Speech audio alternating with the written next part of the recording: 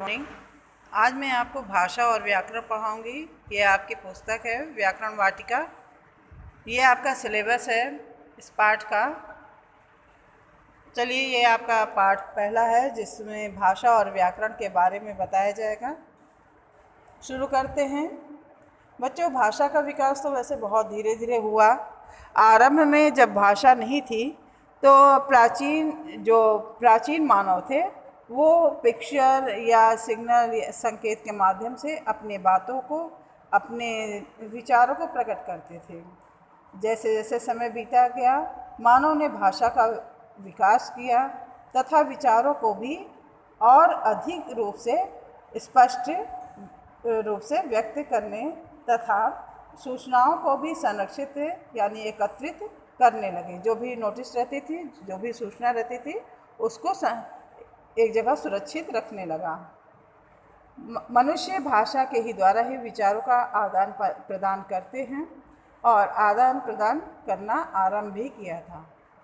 इस प्रकार वह माध्यम जिसके द्वारा हम और आप अपने भाव और विचारों को व्यक्त करते हैं, उसी को भाषा कहते हैं।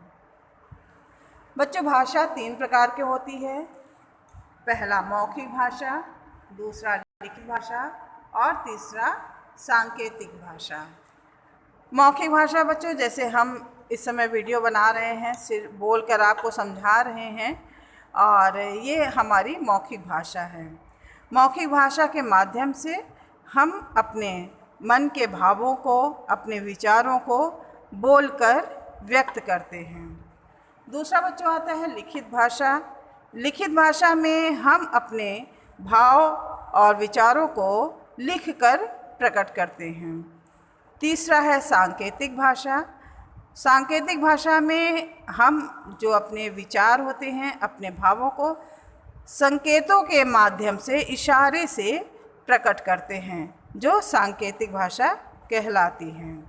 इस प्रकार बच्चों, भाषा को 3 भागों में विभाजित किया गया। कौन कौन से? मौखिक, लिखित, सांकेतिक।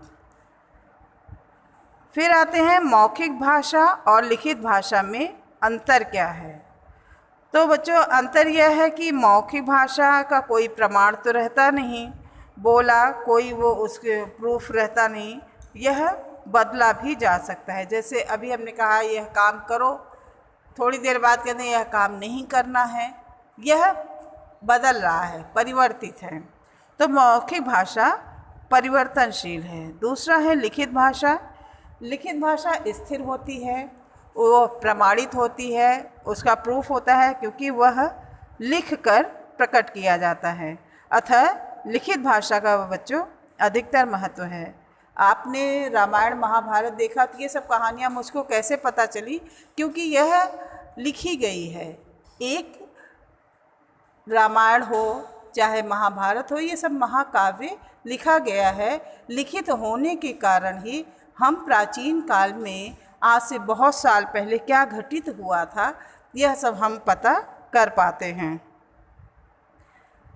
लिखित भाषा का महत्व क्या है? भाषा के लिखित रूप में अनेक लाभ होते हैं।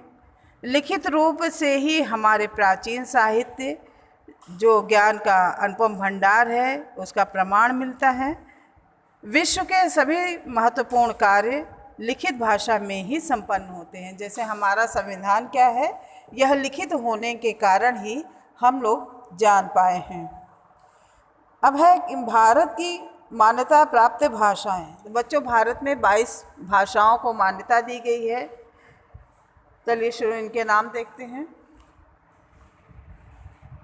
ये आपके 22 भाषाएं हैं। असमिया, बांग्ला, बोडो, डोगरी, गुजराती, हिंदी, कन्नड़, कश्मीरी, कोंकणी, मैथिली, मलयालम, मणिपुरी, मराठी, नेपाली, उड़िया, पंजाबी, संस्कृत, संथाली, सिंधी, तमिल, तेलुगु, उर्दू। ये 22 भाषाएं हैं जिनको भारत में मान्यता प्रदान की गई है। चलिए फिर से रिपीट करते हैं। भाषा किसे कहते हैं? जिसके द्वारा हम अपने भावों और विचारों का आदान प्रदान करते हैं उसे भाषा कहते हैं। भाषा कितने प्रकार के होते हैं? भाषा 3 प्रकार के होते हैं। पहला मौखिक, दूसरा लिखित और तीसरा सांकेतिक भाषा। मौखिक, लिखित और सांकेतिक भाषा की परिभाषा बताइए। अगर ये प्रश्न पूछा जाता है तो भाषा का मौखिक भाषा है भाषा का वह रूप जिसके द्वारा हम अपने मन के भावों को, विचारों को बोलकर व्यक्त करते हैं, वह मौखिक भाषा कहलाती है। दूसरा है लिखित भाषा। लिखित भाषा जब हम अपने मन के भावों को, विचारों को लिख कर प्रकट करते हैं तो वह लिखित भाषा कहलाती है। तीसरा है सांकेतिक भाषा।